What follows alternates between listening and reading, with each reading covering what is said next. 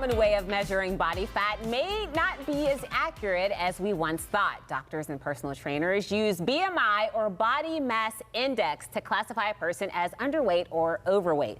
But new research shows it's just not that simple. Oh, look at that. Well, Dr. Natalie Gentile is here with us on this Wellness Wednesday.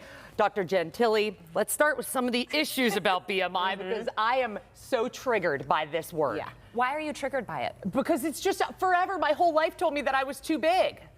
Yeah, and we hear that a lot from people. But BMI is ubiquitous. We're using it all over, not just for public health, but in individual cases, and that's not what it was designed for. Okay, so what are the problems? Is it just that it is so zoned in on one gender? So think about how body mass index is calculated. It's our weight divided by our height squared. So we're taking in height and weight. You lost me already. Right? Sorry, it's the math. Yeah. E equals MC squared. Yeah, exactly.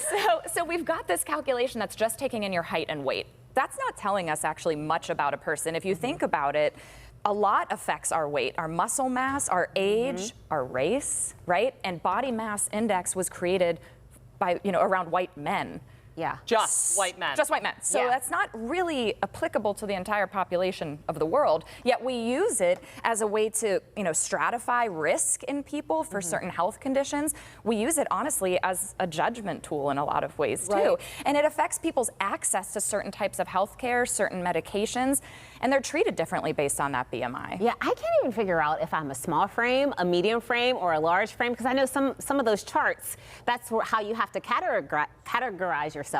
That's confusing too. But there's a new tool that we're looking at now, and it's called something called BRI. Tell us about that. So the Body Roundness Index, by the way, I'm not in love with it either, but it is cool. Another triggering acronym. Yeah. But Body Roundness Index is something we're seeing maybe some correlation with certain disease risk a little bit better than our body mass index. So when I say correlation, that's not causation, meaning people have, I think, oh, body mass index, it's high, you're going to get diabetes, you're going to have heart disease. Yeah. No, it doesn't. It's just something that may be correlated with disease risk. Same with body roundness index, but body roundness index is taking in more factors. Now we're talking about actual body composition.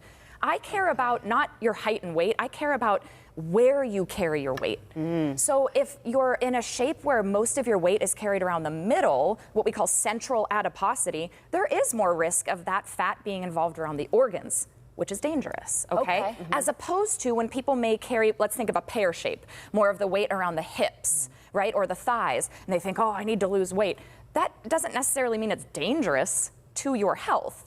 Okay, so body roundness index is taking into account hip ratio, waist ratio. Okay, it's also talking about your height and weight. It's more data. Okay, and is that why, like you just said, if someone carries their weight around their middle, is that why they say that kind of stomach, especially on a man, is called the widowmaker? Sure, so think about it. We call it visceral fat, so it's weight that's around your organs, and we sometimes see it. I mean, you can tell when an abdomen is protuberant more than maybe their hips. That can be concerning for potential metabolic disease risk like diabetes, heart disease. And I think all of these tools are helpful in managing disease risk, but how can you mentally deal with just having a healthy weight management mindset, because it can be really tough. Yeah, because what is healthy?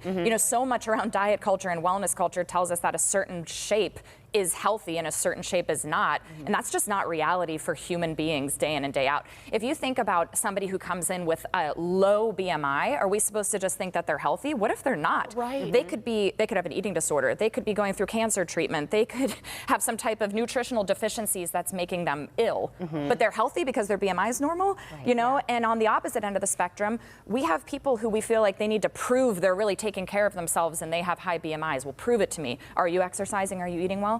Well, they really may be, I love that these different factors are being played into it as well. But before we wrap, I want to know more about your upcoming workshop. So what we do at Rebel Wellness is try to give you some of the tools to understand your body and take care of yourself outside of the diet culture influence. On October 5th, we're going to be talking about insulin resistance with my good friend, Dr. Sandra Sobel. She's an endocrinologist. We're going from 4 to 6 p.m. Let's talk and cook together. And insulin resistance, that affects so many people, so I can't wait for that. Thank you, Natalie. Thank you. Well, if you're interested in learning more about Direct Care Physicians of Pittsburgh or Rebel Wellness, we will have more information on our website, kdka.com/talkpittsburgh. Oh, that conversation was refreshing. And coming up on the show, an annual event fusing together the world of art and literature is coming up soon. We've got a sneak peek at what you can expect next.